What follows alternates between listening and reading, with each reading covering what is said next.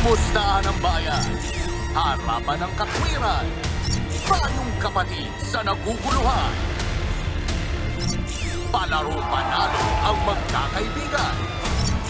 Pasasalamat sa kabayanihan. Narito sina Kuya Alan, Ate Pia, at Tito Boy.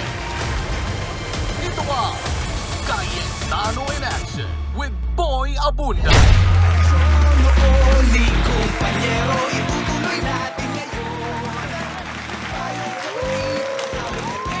Luzon, Visayas, Mindanao at buong mundo. Welcome to Cayetano in Action with BA. Maupay nga gabi yung atanan. Ako po si Boy Abunda.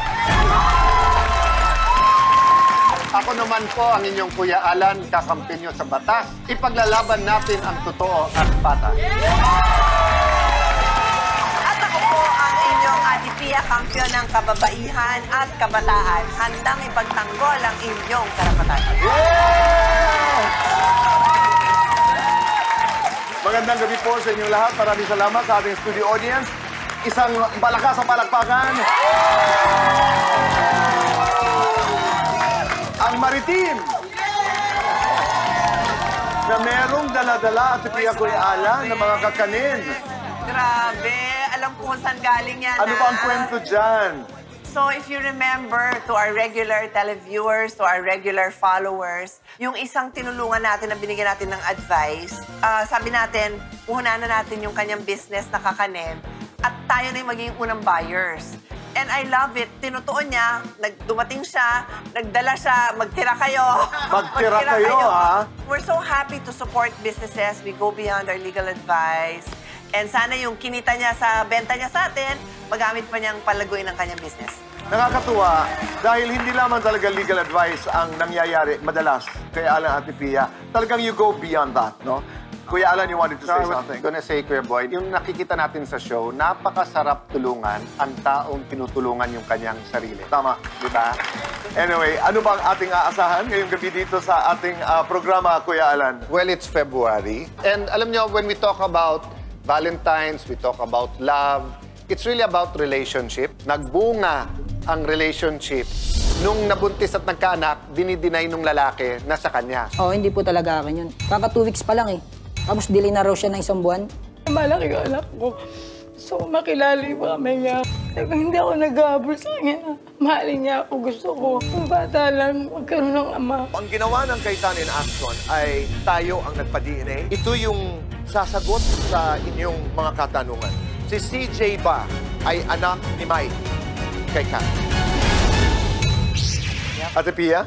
Well, doon naman sa ating payong kapatid, pwede bang i-withhold ng school ang academic records, yung school records ng bata? Kailangan kong kumuha ng card kasi doon sa school niya dati kasi para ma-enroll ko. Nung kinausap ko po yung teacher, sabi niya, Mami, hindi namin maibigay kasi may balance ako doon. Kahit ba gumawa ako ng agreement na magbabayad naman ako, kailangan ba po talagang hindi mo na ibigay yung Form 137? I'm very interested dahil isa doon sa mga katanungan po sa yes or no. Halimbawa, ikaw ay nanliligaw at ikay mahilig magbigay ng regalo. Nagbigay ka ng mamahaling relos o di kaya'y mamahaling necklace. Di ba yung mga ganon? Pwede mo bang mabawi pag kayo'y hindi nagkatuluyan?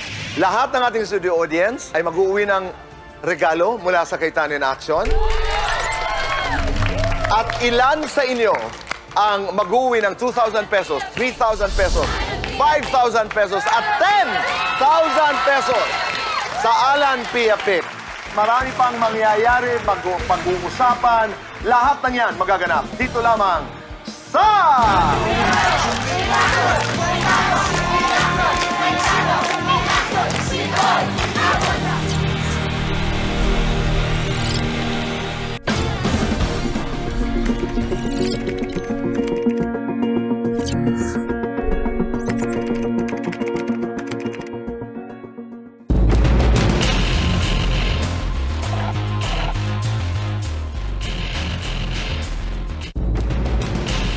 Kathy, ano ang kwento mo?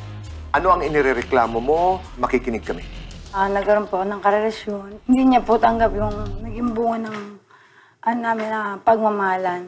Nung lumabas yung anak ko, dinidinay niya pa rin yung bata na hindi niya nga daw anak yun. Anong trabaho mo? Sidecar ba?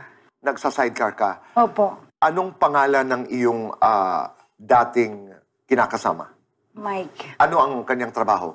Pedicab. So pareho kayo nagpe-pedicab sa Intramuros. Saan banda doon?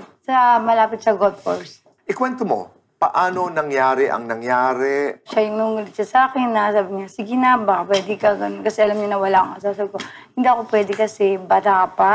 Sabi ko sa kanya, ako may edad na niya. Wala yun, age doesn't matter. Hanggang sa pumilit siya. Mga isang linggo, pumayag na rin ako na may mangyari sa amin. March 13 may nangyari sa amin. Tapos pagdating ng March, April hindi na ako nagkaroon. Tapos sinabi ko sa kanya na buntis ako, ang sagot niya, hindi akin yan. Tapos sabi ko, ano? Eh, wala naman akong ibang lalaki kung hindi ikaw lang. Hindi ko pa nanagutan yan kasi hindi akin yan. So, nasaktan ako. Kasi, yung unang asawa ko, iniwan ako. Tapos pangalawa, ginanulit ako. Parang ang sakit.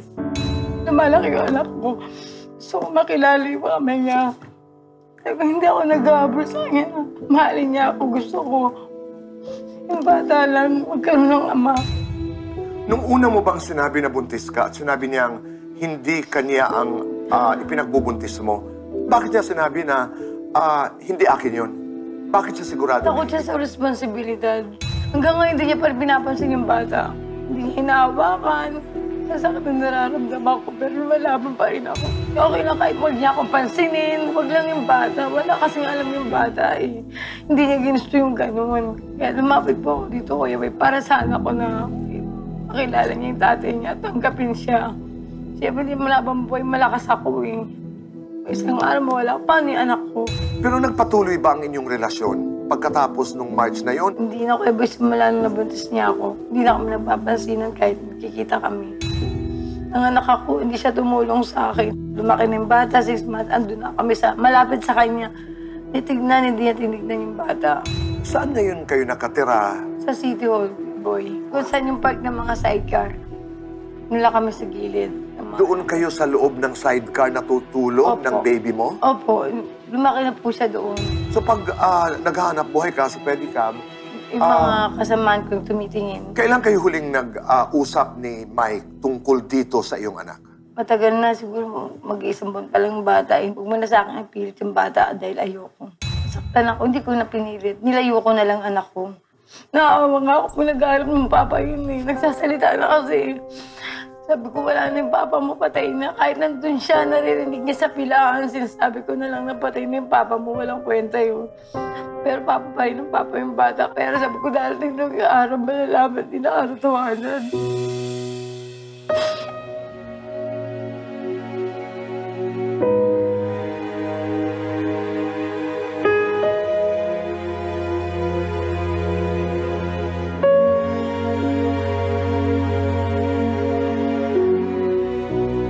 Kaya lumapit po ako dito para tulungan yung anak ko. Naririnig ni Mike lahat ang sinasabi mo ngayon. Ano pa ang gusto mong sabihin sa kanya? Sana matanggap man lang yung anak namin. Kahit hindi na kami magbalikan. Ano man gumugulo sa isip niya, huwag niya isama yung bata. Hindi naman ako masamang babaeng nakuha niya para pag-isipan niya ng gano'n. Hindi pa kasi nasa isang magulang eh. Binata pa kasi siya. Iyan pa lang siguro yung unang anak niya, si CJ. Kaya sabi ko, kahit wala nang suporta, basta yung bata, mahalin niya lang, tanggapin niya. Okay na sa akin yung gagapang ko na lang yung bata sa hirap hanggat kaya ko. Diba, Kuya? Maraming salamat, Kathy.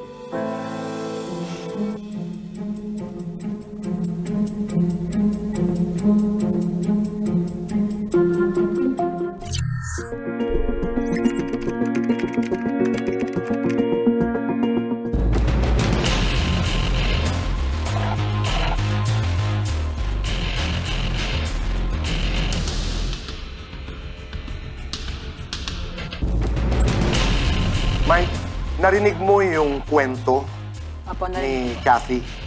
Anong mga reaksyon mo? Wala pong nagmaalan, wala rin pong nanligaw. March 11, 2022, nanggaling ako sa Arroceros Park. trabaho, uwihan. Mga bandang alas 10, mga nakainom na kami, nagsiuwihan na po kami. Tapos mga bandang 10:10, sa may gilid, nakita ko si Cathy na umiinom tapos maya nagyaya si Cathy rin ng shot. Pumayag naman po akong uminom. Isang bote. Tapos naubos na yung isang bote, bumili po ako ng isang bote, nadagdagan po yun. Tapos doon na po nag-umpisa yun. Ang una pong kay pagtali ko, araw ng March 13 to 18, dire-diretso, 6 night. Tapos may mga ilang sundot na sex pa rin. Ang huling sex ko sa kanya is December 2023. May baby na. May baby na po yun. Pero wala po talagang usapang ligawan doon at saka pag-ibig. Bali, gumaga, nakuha mo yung babae doon sa alak. Tapos sasabihin niya, nung mga 1 linggo, 2 linggo, buntis na raw siya. Sabi ko, hindi ko inaakunakin kasi nakipag-sex ako ng March 13 to 18, nanganak ng November 23. Kung susumahin yun, 8 months lang po yun. May nanganak na ba ng 8 months na babae? Kaya doon po ako bumabase sa buwan. Na ganun, kulang yung buwan. Ang ipinararating mo sa amin ay walang pagmamahal, walang ligawan. Wala po. Naiintindihan ko yun. Pangalawa, pinanganak ang baby November ng 2022. Ano ang relasyon niyo ni Cathy? Wala po. Siya lang po ang nag-aakalang may relasyon kami. Siya po, gusto niya akong maging asawa. Ikaw naman, Ayaw po. Dapat yung totoo lang. bakit siya hindi nakikipagkita ako. sa kanya, Mike? Para lang sa sex po. Pag nakakainom po ako ng alak, pumupunta po ako sa kanya. Para makamenos ako sa bayarin ng babae. Pumupunta po ako ng isa ng Santa Cruz, Avenida, para ganun, kumuha ng babae. Ngayon, para makatipid ako, pinupuntahan ko siya. Pumapayag naman po siya. Kasi akala niya kasi, mahal ko po siya. Hindi niya alam, sex lang din po ang ko sa kanya. Alam ba ni Cathy, hindi ba unfair kay Cathy na parang lumalabas lamang na Alam niya po yan. Wala, ngayon ko lang nalaman na ganun pala siya eh. noong araw na sinabi ni Cathy sa'yo na buntis siya, nag-deny ka kaagad? Hindi po talaga akin yun. Kasi kaka 2 weeks pa lang eh. Tapos delay na raw siya ng 1 buwan. Kaka 2 weeks pa lang ng sex natin. Sabi ko sa kanya, bilang na bilang ko eh. Takot ka raw sa responsibilidad. Hindi po ako takot sa responsibilidad. Talagang hindi ko lang po talaga maano kasi. 8 months lang po talaga ang kwenta ko kasi. Pero kung naging December po yun, aakuin ko po yun. So ang basehan mo ng pagsabing hindi mo anak ang bata ay ang bilang mo. Ang bilang ng buwan po ako. Kasi sinasabi ni Cathy, wala naman daw siyang nakatalik na ibang lalaki. Sabi niya lang Pagkatapos po yun. Ang gusto lang ni Cathy ay masilip, makarga, kilalanin ang bata. Kung akin po yun, baka pwede po. Pero kung hindi naman po talaga akin, ay hindi po talaga kakarga, hindi ko rin sisilipin.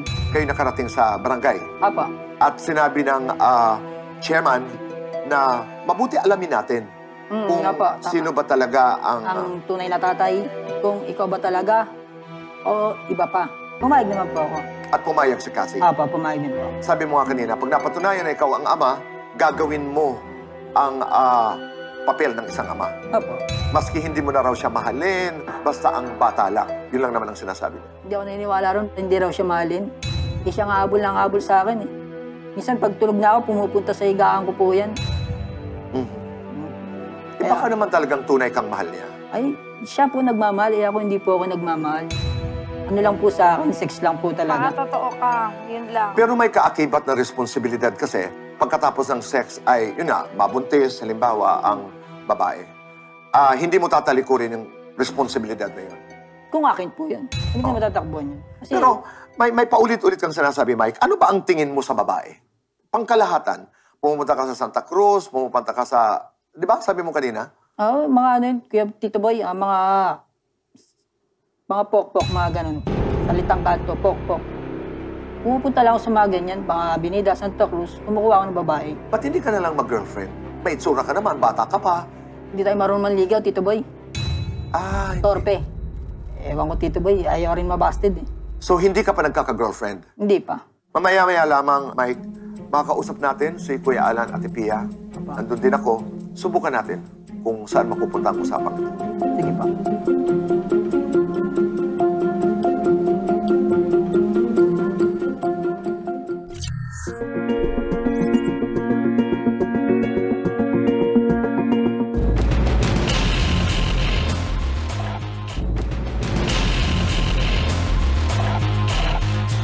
Catherine, nakikinig ako kanina dun sa kwentuhan niyo ni Kuya Boy. Ako naman kasi bilang isang babae na nagmahal din, nagkaanak din, gusto ko lang i-share sa'yo yung feelings ko.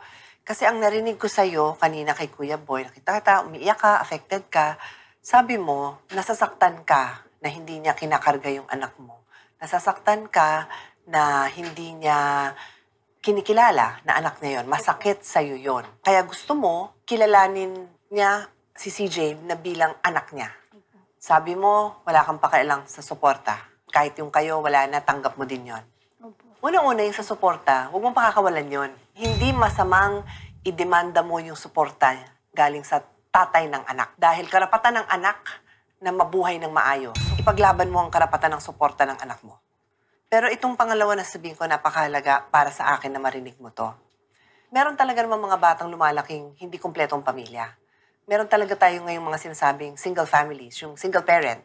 Nanay lang, tatay lang, in fact, minsan laki sa lola, laki sa kapitbahay. Pero kung ang pamilyang yan ay nagmamahal, okay yan, buhay ang bata dyan. Nasabi ko to sa'yo kasi ako, single mom. Ang bunso ko, walang tatay. Dahil ampon ang anak ko. Wala siyang kinikilalang biological father. Pero ang tatay sa buhay niya, mga kapatid ko, mga tito niya, tawag niya kay Alan, Papa Alan. Hindi lang tawag niya doon sa iba kong kapatid.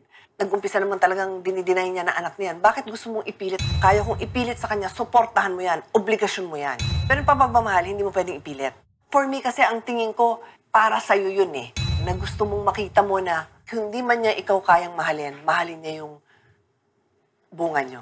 Yung dalawa kong anak, may papa silang kinagisnan. Kinikilala. Pero yun lang yung anak kong walang kinagisnan na ama. Hindi sapat ang panahon natin na mahabang talakayan. Pero gusto ko lang ilagay mo din yan sa mind mo na kung ang isang tao, hindi naman niya gagampanan ang moral na obligation bilang tatay. Hindi niya mamahalin, hindi niya lalaruin. I-consider mo na ang ibigay yung financial support kasi hindi pwedeng ipilit yung pagmamahal. Mamaya malalaman natin. If may chance pa na pag nalaman niyang talagang anak niya yan, magbabago ang paningin niya. Ilang buwan na ba yung anak mo? 1 year old. Ang 1 year old, kayang sabihin nasa ng papa ko? Papa, walang papa eh. Hindi ko dinideny na sinasabi niya yung salitang papa. Pero hindi niya pa alam pag baby yung concept ng papa. Di niya alam yun. Unless may nakikita siyang, yung sabi mo nga, tatay nung ibang anak mo, na papa, o di nakikigaya siya ng salitang papa. Gusto ko lang kasi makatotoo ka para mamaya pag nagharapan ka, if you say, ang isang bata, deserve niya magkananay at tatay, totoo yun. Pero ang deserve niya, matinong nanay at tatay. Ayokong ibaliwala niya yung obligasyon niya. Pero sa'yo, babae sa babae, kaya kong sabihin sa'yo na kung hindi matino ang lalaki, huwag mo nang ipilit yung anong relasyon. Basta support, ibigay niya. Because hindi ka makapag-suporta ng mag-isa dahil maliit lang kita mo. Huwag kang magdrama doon. Hingin mo yung suporta. Karapatan ng bawat nanay yon na ipaglaban yung suporta ng anak. Okay? Doon na tayo ulit magtuloy. Thank you po.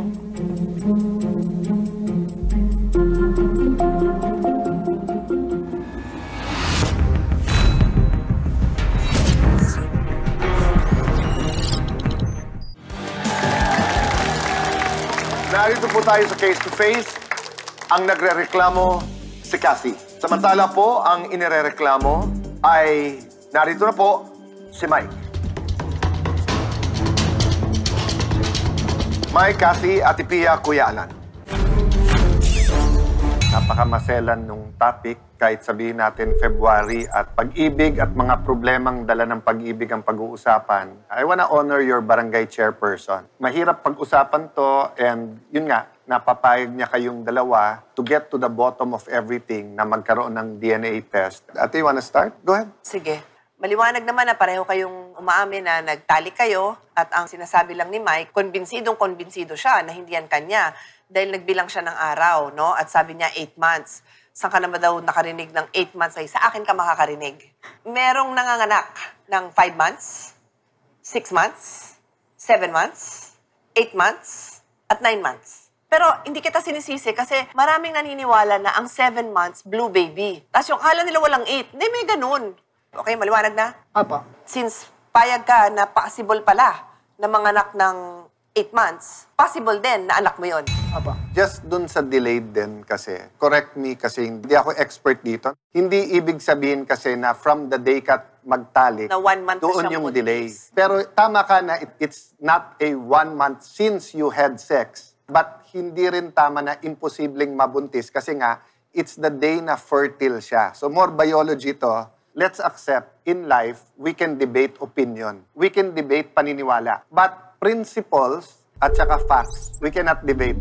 So we'll talk about the moral side, we'll talk about relationship, we'll talk about legal. Let me start with relationship, no? Etong pinag-uusapan natin to, human relations. May relasyon ba siya sa anak mo o wala? Sa dugo.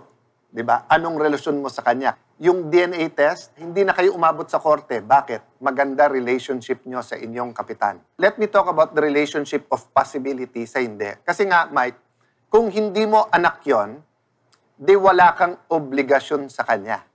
Kung imposible na maging anak mo yon, ano yung mga depensa usually sa paternity? Yung isang depensa dyan, yung nanay is physically incapable na magkaanak.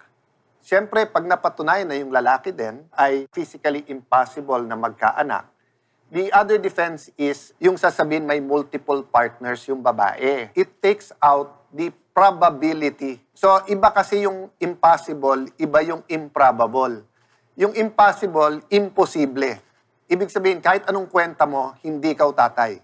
Improbable means, malamang hindi, pero posible. Kung 4 ang kanyang partners, any one of the 4 is possible na yun yung tatay. Pag napatunayan, Mike, na ikaw yung ama, whether you accept it or not, meron legal responsibility. Sa ating batas, meron obligation for financial support. Pag let's say 16 na yung bata o 15, tapos gusto mag-aral, tapos kilala niya yung biological father niya, Kuya Boy, siya mismo pwedeng pumunta sa korte at sabihin, ayon sa family code, may obligasyon kang pag-aralin ako, or halimbawa may sakit. So minsan yung nanay, kahit ayaw niya ni piso sa galit niya, sa pagmamahal sa anak, sasabihin ng iba, i-ano mo na pride mo, humingi ka doon. Mike, eto naman, personal na to, like many young men today and women, sometimes you feel na yung sexual relationship, yun ang main factor ng happiness. Let me just tell you from a 53-year-old happily married man,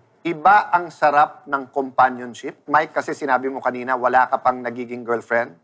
But even if magka-girlfriend ka, even, without the sex, let me just tell you as a kuya, masarap na meron best friend na may karelasyon. And as you get older, mas ma-appreciate mo yung actual relationship. Having said that, Mike, sinabi mo naman, tatanggapin mo naman kung anak mo yon. Isipin mo kung walang DNA ngayon. And then, pag nag-8 years old, halimbawa bata, or nag-12 years old, kamukhang-kamukha mo, carbon copy mo, magsisisi ka na for 6 years, 12 years, hindi ka naging tatay. Ayokong dumating yung time na magsisi ka. It's such a blessing na nandyan yung DNA test.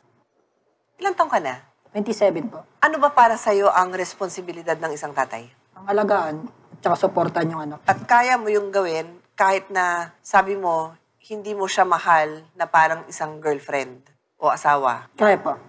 Ikaw naman, Catherine, kaya mo bang tanggapin ang kanyang suportang balak niyang ibigay sa anak niya, kung anak nga niya, pero walang halong pagmamahal sa'yo? Okay. Suporta at pagmamahal lang sa bata. Opo. Kaya mo bang isang tabi ang iyong emosyon basta lang maging isang magbuting tatay siya sa anak mo? Kaya mo? Opo. Kaya ko po para sa anak mo. Cathy, kung sinasabi mo, eto para sa anak mo, of course, we respect that. So, alam mo, kung 6, 7, 10 years old na yung anak mo, pumupunta sa kanya, minsan iniikot niya, and then may girlfriend na siyang iba, ayokong makita kayo pabalik dito at sabihin mong, di ba lang hindi niya kilala ama niya? Kasi in that case, lalabas nga yung sinabi ni ate kanina, na ano bang hinahabol mo para sa anak mo o sa'yo? And hindi masama na habulin mo yung sa'yo. I'm just saying, it's a legal show. So, klaklaruhin namin yung legal na obligation ni Mike, which is sa anak. Pero ang katotohanan din ay harap-harapan na ito, ang sinasabi, hindi, ginagamit ko lang eh. Na sana, ilagay mo sa isipan mo, Cathy, na karapat-dapat bang mahalin ang isang taong ginagamit lamang ako. Pag-isipan mo ng mabuti na kung kaya mong mahalin ang anak mo ng gano'n na pagmamahal, mahalin mo rin naman ang sarili mo. Kasi may dadating na para sa'yo. So, Kathy, pagka tinignan natin yung DNA, wala na tong rewind, So, pag lumabas to na siya ang tatay, hindi lang siya may obligasyon, may karapatan din siya. So, for example, yung karapatan na makita man lang yung kanyang anak. Halimbawa, 10 years from now, 5 years from now, may girlfriend siya. O every weekend, pinapayagan mo yung anak mo na mamasyal. O bigla mo sasabihin, ay, may girlfriend ka ng iba. Hindi ko napapayagan yung anak ko na mamasyal sa'yo. So, are you sure gusto mong malaman kung ano yung sinasabi ng DNA? Opo. Because nga, pumayag si Mike and gusto ni Kathy and because si Kapitan John has a good influence sa inyo at nakumbinsi kayo, nagpa-DNA test. Ilalatag ko lang, pinag-uusapan natin isang bata. Sabi ni Kathy, ang gusto ko lang ipaglaban ngayon ay kilalanin ang aking anak bilang anak niya. Ang sinasabi ni Mike, kung anak ko yan, gagawin ko ang aking responsibilidad bilang isang ama. Sa tulong ni Barangay Captain John Pipoy Himenea at ideya niya itong DNA na ito na inaproban yung pareho. Apa. So ang ginawa ng Kaitan in Action ay tayo ang nagpa-DNA at narito na ngayon Ang result. Basta it's done scientifically acceptable to sa korte. na dito na po, ito yung sasagot sa inyong mga katanungan. At dito magsisimula ang inyong bagong buhay. Si CJ ba ay anak ni Mike kay Kathy? Malalaman natin. Before mo buksan yan, ulitin ko one more time. Handa ka ba sa resulta nito? Handa po. So, kung hindi mo anak, hindi mo anak. Kung anak mo, Pananagutan. At pananagutan paninindigan. mo. Before we proceed, I just want to read kay Mike at para marinig din ni Catherine. By law, dinidefine ng batas natin kung ano yung obligation ng parent. The family code is very clear. According to Article 220, ang obligation mo is to keep them in your company, kasama nyo, to support, to educate, to instruct them by right precepts and good examples. So, kailangan mabuhay ng tama. So, yung inaamin mong gawain mo na nagpupunta ka sa mga lugar na ginagamit mong babae, hindi magandang example yon. Ayusin mo yung buhay mo kasi obligasyon mo yun sa batas to live and live by a good example. Tapos ito pa, to give them love and affection. Kailangan handa ka na nagbibigay siya ng love sa anak mo, hindi sa'yo. To give advice, companionship, and understanding. At marami pang iba. Nakasil pa talaga, confidential. Hindi mo mababasa dito na si Mike ang ama. Ang mababasa natin is yung probability. At sabi ng ating korte, kung may probability ng 99.9%, yun na yun. Tanggap ng korte na ayan ang ama. Pag binasa ko ng less than 99, edi mukhang hindi. Pwedeng i-prove pa ng ibang evidence na ikaw talaga. Pag 99.9 to, Walang duda. ikaw na talaga.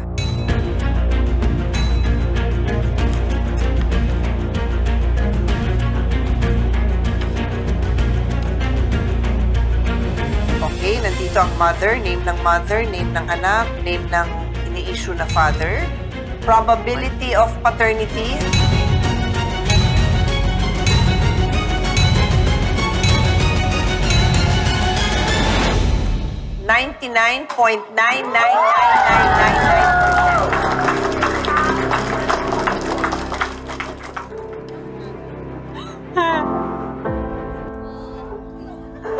Bigat na responsibilidad yan, kaya ako'y nagbibigay sa'yo ng suportang moral ngayon dahil nung buntis siya, hindi mo napaghandaan yung sarili mo na kakaanak ka. Ngayon, bigla-bigla, alam mo nang may anak ka. And believe ako sa'yo na sinabi mong paninindigan mo yan kung malaman mong anak mo yan.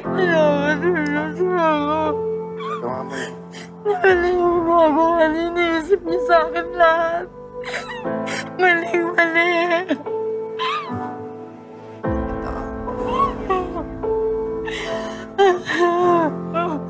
Alam kong parang tsunami na biglang gumanon sa'yo, di ba? Kasi nga, before you heard ate say na 8 months pwede, and then yung delayed, parang imposible. So I know there's so much to take in sa inyong dalawa. But in the end, relationships is about not hurting people. So yung akin lang hingin, now that you know that you're the father, you have to mature very fast para hindi masaktan yung anak mo. Kuya Alan, pakinggan natin siya. Ngayong alam mo nang ikaw ang tatay ng anak ni Kathy, anong nais mong sabihin? Anong sinasabi ng puso mo ngayon? Wala pa po, hindi ko pa maano eh. Hindi mo pa ma-process. Kasi ikaw, anong nais mong sabihin, Kasi? Ngayon, nalaman niya katotohanan, hindi ako napahiya siya. Sabi mo kanina na handa ka. So, handa ka? Apo, handa. Financial support. Saan ka umuwi? Nakatira ka ba sa magulang mo? Sa Ninang at Ninong po. Tabi ng tindahan. Sa pedicab din, Hindi po. may lugar, may room. Apo. Kasi si Catherine, nakatira siya kasama ng 9-year-old na anak, 7-year-old na anak, and then ngayon 1-year-old. Sa Ibahay naman po sila sa pier. Ayaw lang nila umuwi. Whether ayaw niya, gusto niya, pero sa ngayon, nakatira siya sa pedicab. Ang baby mo ngayon, sa pedicab siya lumalaki. Hindi sa loob ng maliit na malinis na bahay, kundi sa pedicab. Habang pinaprocess mo at naintindihan ko yon, pero yun ang isipin mo. Ano yung nais mo sa una mong kinilalang anak? Sa pedicab na lang ba lalaki yan? I'll leave you with two thoughts, Mike, Cathy. No? First of all, we want you to know we care. Once na-process nyo na at yung kung anong best sa baby nyo, paano kami makakatulong, basta't maging mabuti ka lang ama, lumapit kayo. Hindi to tapos dahil nabasa na. Number 2, iwanan ko sa iyo, Mike, huwag kang gagawa or huwag kang hindi gagawa ng isang bagay magsisisi ka. Na-process mo, but you can rush home, makita, mayakap yung baby. Lalaki din yan eh. Tapos sabihin, tayo nung nalaman mo akong anak ko, anong ginawa mo? Kung hindi kayo magsasama bilang mag-asawa, kailangan matuto kayo maging co-parents. Yung bang, paano kayo magtuturingan ngayon na may anak kayong magkasama? Na ano yung respetong kaya niyong ibigay para ang nakikita ng bata, hindi nag-aaway. Ang nakikita ng bata, respeto. So what I want to do for you, napakahirap ngayon maghanap ng psychologist. Pero kung available yung kilala ko or kung makahanap kami para magbigay sa inyo ng payo kung paano nyo gagawin yun. Kasi kailangan may rules kayo eh. Paano kayo magiging mabuting magulang? So yan ang gift ko sa inyo. Para matuto kayong maging magulang sa isang bata kahit hindi kayo magkasama, kahit wala kayong pagtitinginan o yung isa may pagtitingin, yung isa wala. Count us in. Cayetano in Action bilang kaibigan na tutulong sa inyong dalawa in the best way we can to raise. This is a very special journey to discovering paternity of the child, CJ. Maraming salamat po. Magbabalik ang Cayetano in Action with Boy Abunda.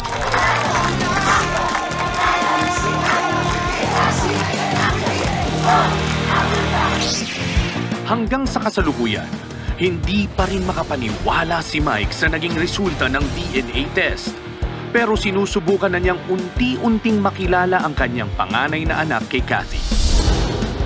Naibigay na rin ng Cayetano in Action team ang mga ipinangakong grocery, gamit ng baby at school supplies para sa mga anak ni Cathy. Hello, Ate Pia, Kuya Alan at Kuya Boy Abunda, maraming salamat po sa inyong school supplies at grocery. Napasalamat din po ako kay Ate Pia, Boy Abunda at Kuya Alan sa mga biyaya niya sa aming grocery at school supply.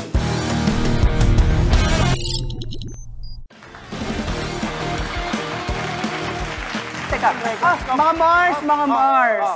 Gusto ko lang itanong, no? Pwede bang pigilan ng school ang pagbibigay ng school records sa student na hindi pa nakakabayad ng tuition? Wait. Mabuti at naitanong mo yan dahil yan din ang itatanong sa atin ni Rochelle na hihingi ng payong kapatid ngayon.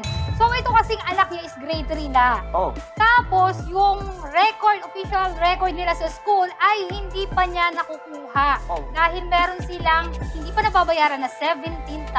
Oh? Oh my God! Ay, ito, nako. Ano pala? Alam niyo ba, yung anak ni Rochelle na yan, nagpalipat-lipat ng school. Yung grade 1 niya, pandemic noon. So, natapos naman niya. Kaso, kinailangan niyang lumipat. Siyempre, naapektuhan kabuhayan nila. So, yung grade 2 niya, sa public school niya natapos. Kaso naman, pagdating niya ng grade 3, kinailangan niya uli lumipat. Bakit? Kasi, yung si Rochelle, na-transfer naman sa Cavite. Lipat. Yun naman pala eh. Na-transfer naman pala eh. So, anong problema ko na? Kumbaga, hindi siya official student dahil nga walang official record. Pero ito guys, ito ang napakalaking tanong. Ano po ang solusyon sa problema ni Rochelle, Tito Boy? Pero bago ang lahat, ito talaga ay nakikipagpuyatan para lamang po makasama tayo dito sa Cayetano in Action. Lahat po yata ng episode, alam niya ang kwento. Ito rin ang dahilan kung bakit narito po siya ngayon. Para humingi ng payong kapatid kay Ate Pia at Kuya Alan, palakpakan po natin si Ruchel.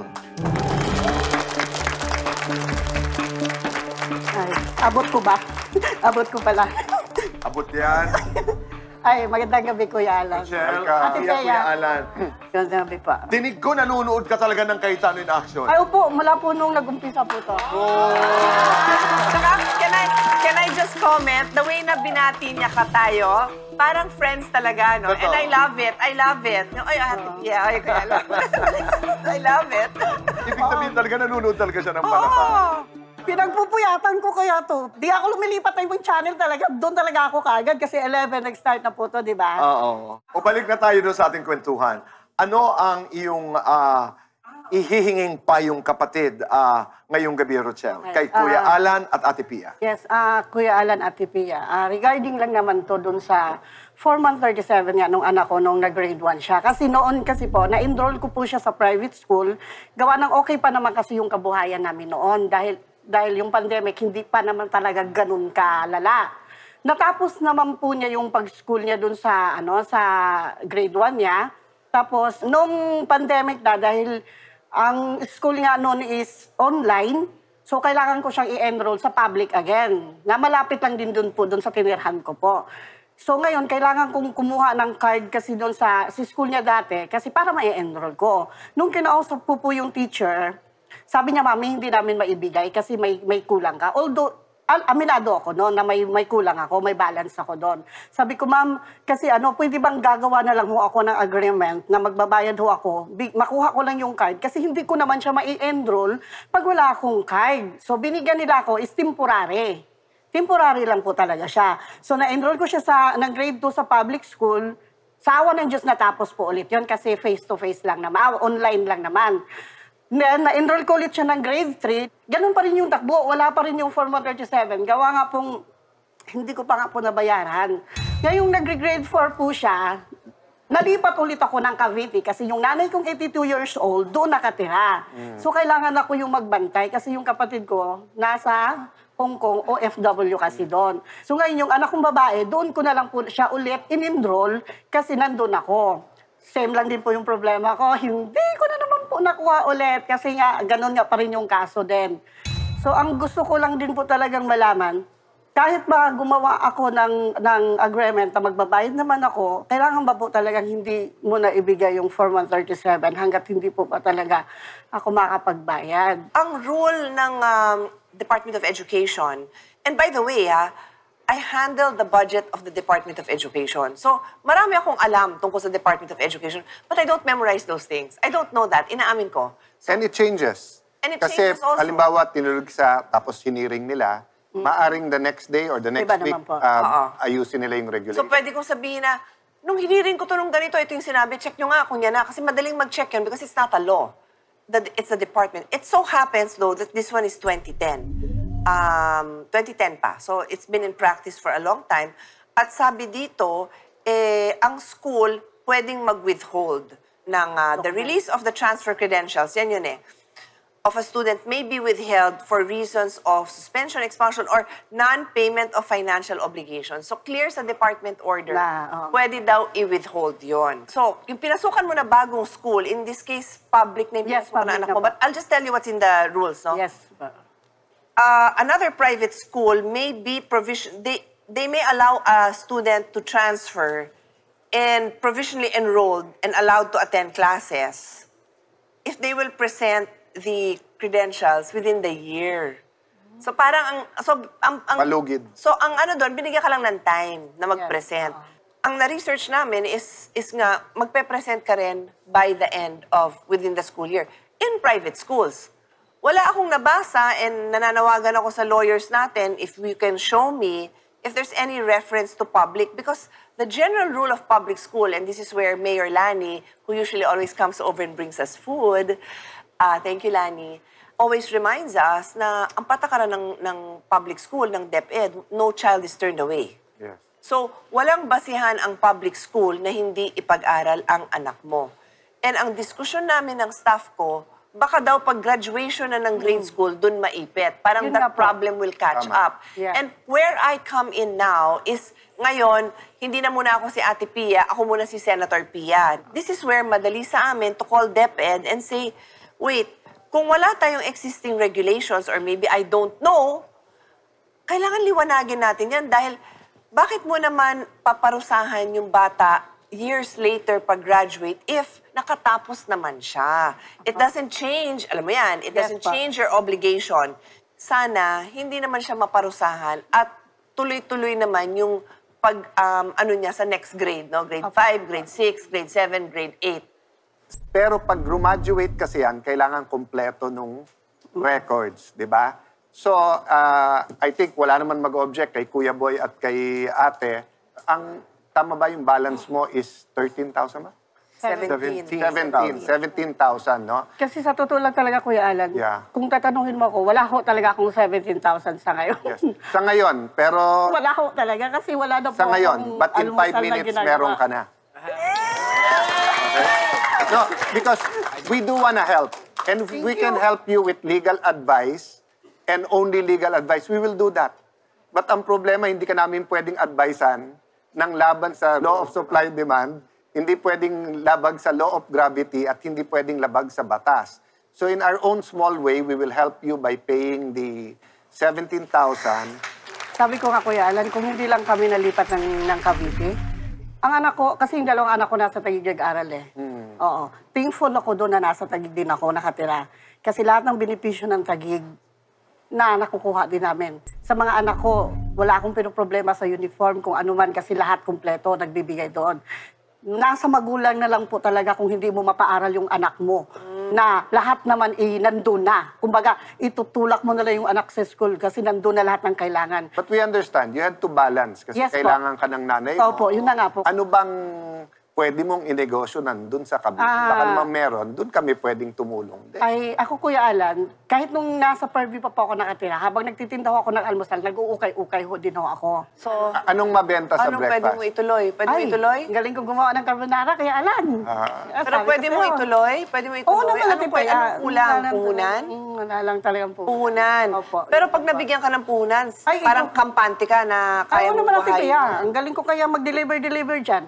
Masipag ako kahit walking yan. Okay. Hindi, kasi ganito sanang gusto ko, no? Of course, hindi ako kontra kay Ala na tutulungan ka namin. Hindi ako kontra dyan. Two things that I want to do, Kuya Boy.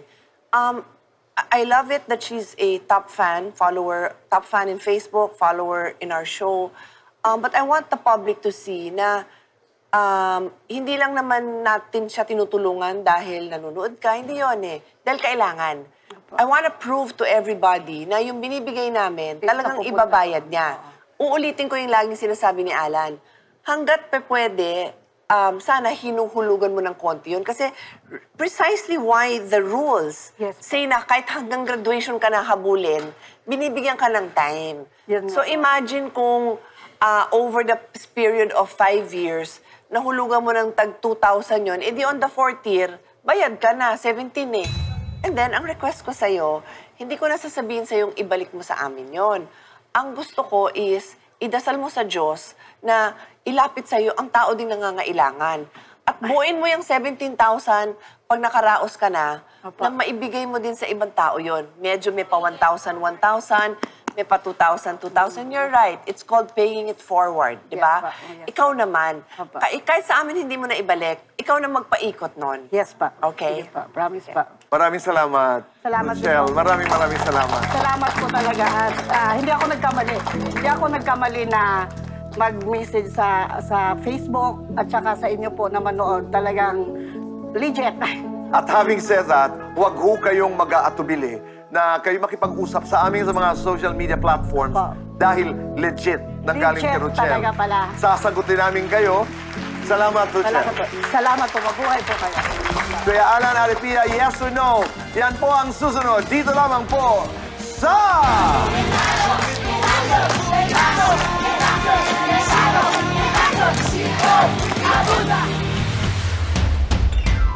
Opisyal na ang pagiging estudyante ng anak ni Rochelle. Kasama ang team ng Cayetano in Action, nabayaran na ni Rochelle ang balanse sa tuition ng anak sa dating private school nitong pinag-enrolan. Pagkakuha ng Form 137, dinala ito sa pinapasukang paaralan ngayon ng bata para maisama na ang kanyang official record.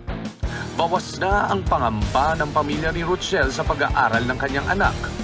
At para naman makapagpasalamat si Rochelle, sinamahan natin siyang mamili ng gagamitin niya sa pagtitinda. Bahagi ng kikitain niya sa negosyong napili ang gagamitin niya namang pantulong sa iba. Ate Pia, Kuya Alan, Tito Boy, thank you po sa binigyan niyo po sa akin. Kahit pala high school graduate lang ako, hindi ko akalain na makakuha ako ng advice at mabibigyan niyo ako ng kasagutan sa aking mga tinatanong po na matagal ko na pong gustong malaman kung ano ang pwede kong gawin. Dahil po doon, malaking bagay po sa akin yon. Maraming salamat po. Mabuhay!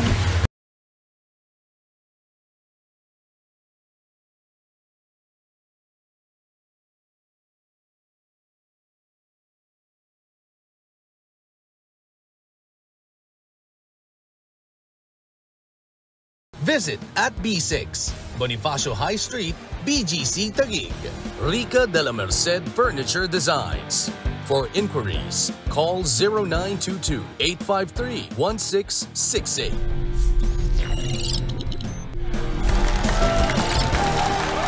Tayo nagbabalik po dito sa Cayetano in Action. One of my favorite portions of the show. Ate Pia, Kuya Alan, yes or no? Narito po ang mga katanungan. Pakinggan natin. Aray ko. Ayan, Kuya Alan, Ate Pia, may napasa po kasi ako. It's about nag-viral na yung proposal na 299 na engagement ring. Ang tanong ko lang po, kailangan po ba may minimum na halaga po yung singsing? Yes or no? Yes. Talaga po? Malaki ang minimum. Talaga Kailangan ko ikakasal ka, may minimum commitment.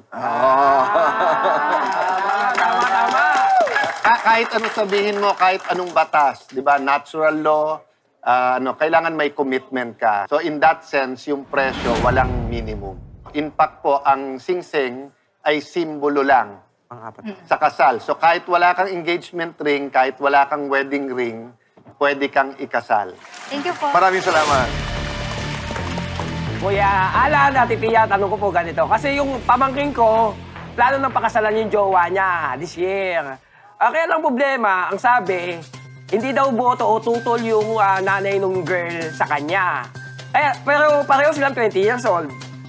Ang tanong ko po, kailangan pa ba nila kumuha ng consent sa mga magulang ng girlfriend niya? Yes or no po?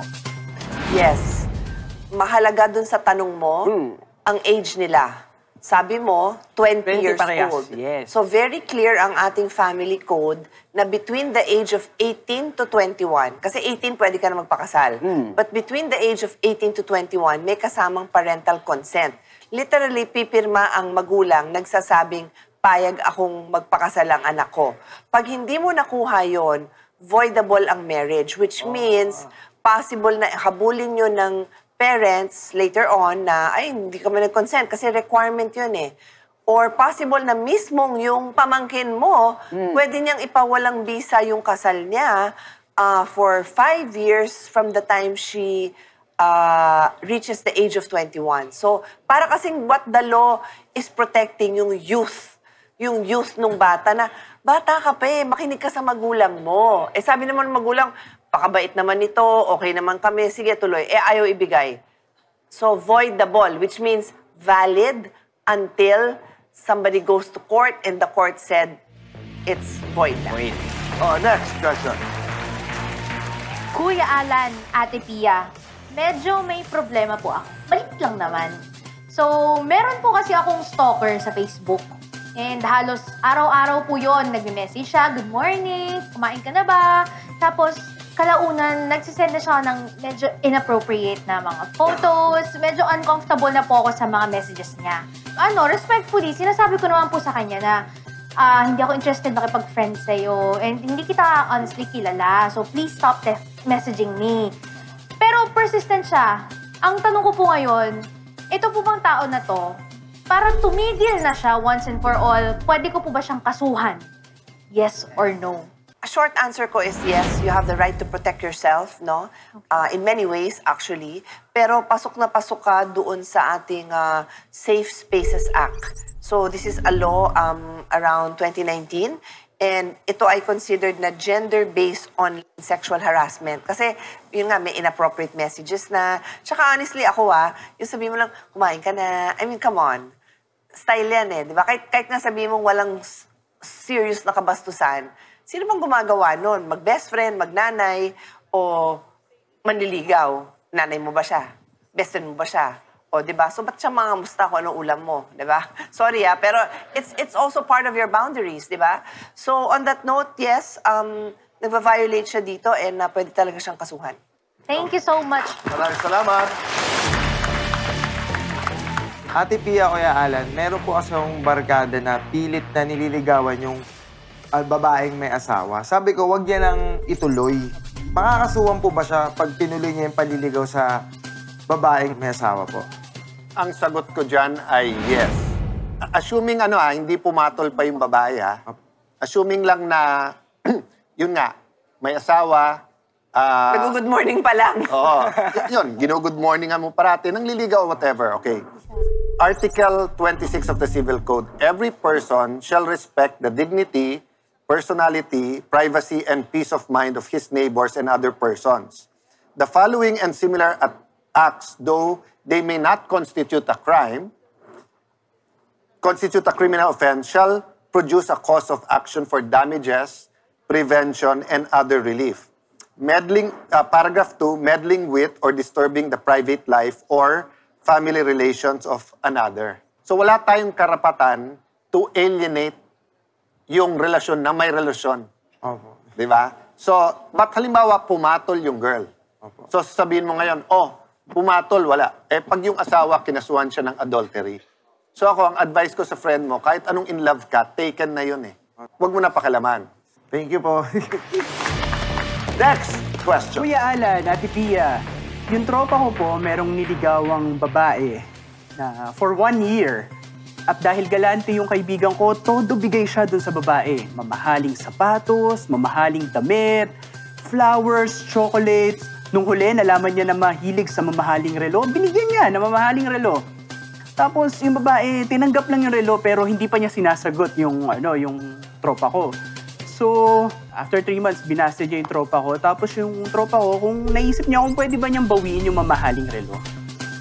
Pwede mo ba yun? Yes or no? Yes, pwede.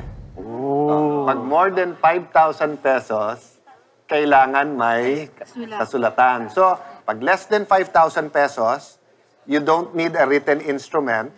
So, hindi mo na pwedeng bawiin yon.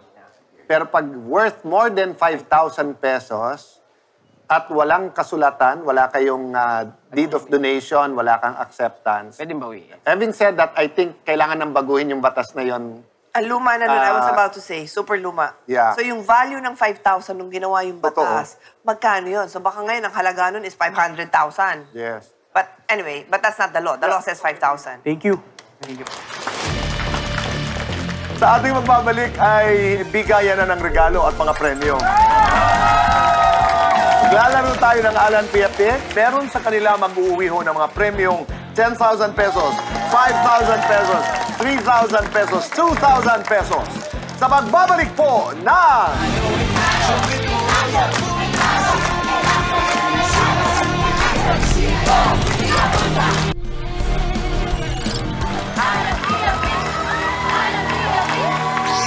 Are you ready to play? Yeah! Ready? In 3, 2, 1, go! Alan Pia Pick! Dito tayo, Nay. Ang mananalo sa inyo ay makakaharap si Ate Pia. Okay? Pero walang matatalo dito. Ang hindi papalarin ay may 2,000 pesos. Oh. Okay? So, in 3, 2, 1, go!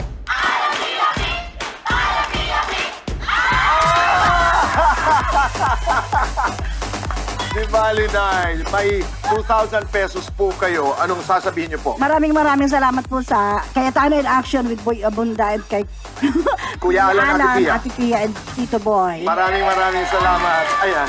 Okay. Ngayon, si Ate Pia naman ang iyong makakaharap. Ready? In 3, 2, 1, go!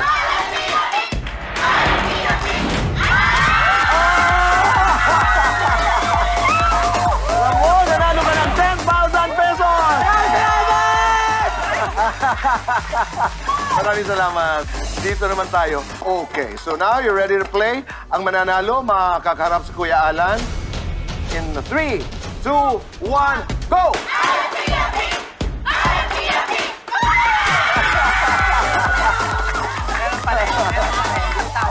Congratulations. Thank you po. Maraming salamat din. Thank you. Ayan. Handa ka na ba harapin si Kuya Alan? Ready na po! Huwag ka nang kabahan kasi sure ka ng panalo. Ang question na lang magkano. Ayun. Oo. In 3, 2, 1, go!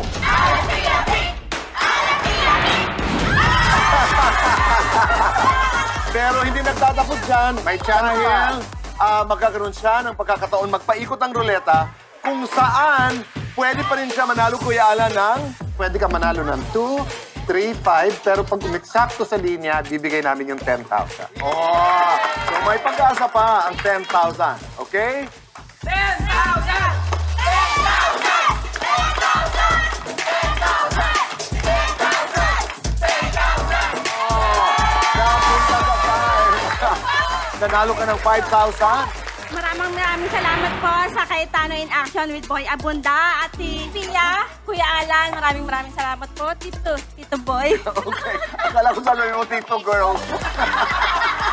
Okay. Oh, ilan ba? Dalawa. Anong age na nila? Yung isa po, 14 years old. Yung bunso ko po is 6 years old. Parehong nag-aaral. Apo. Sige, magpapadala din kami ng regalo. Maraming salamat. Maraming salamat. Maraming salamat. At katulad ng sabi namin kanina, lahat mag-uwi ng regalo. Peanut butter rolls from 7. Ay, kayo lahat meron.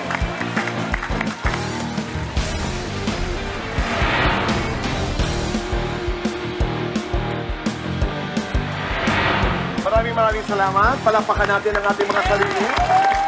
Kuya Alan? Kuya Boy, kanina ang dami na natin lessons, di ba, sa face-to-face. So I think about yung pagiging ina o tatay, medyo na-exhaust natin. Sometimes, you know, we hold on to something, pero pag hindi mo binitawan, hindi mailalagay yung mas mabuti para sa'yo. So if you're holding on to something na tingin mo, yan yung absolute kaligayahan, pero nakikita mo na parang hindi, bitawan mo. Baka yung para sa'yo ay mas makikita mong eto talaga yung para sa'yo. So, yung sa payong kapatid, I hope na bigyan kayo ng liwanag na pagiging mga sitwasyon na hindi nakapagbayad ng complete na tuition fee sa private schools, ha? Meron din tayong legal obligations to pay pagka private school kasi sa public school naman, it's their obligation to accept any student. Bago tayo magwakas, lagi kong binibigyan ng pahalaga ang mga salita ng aming ama.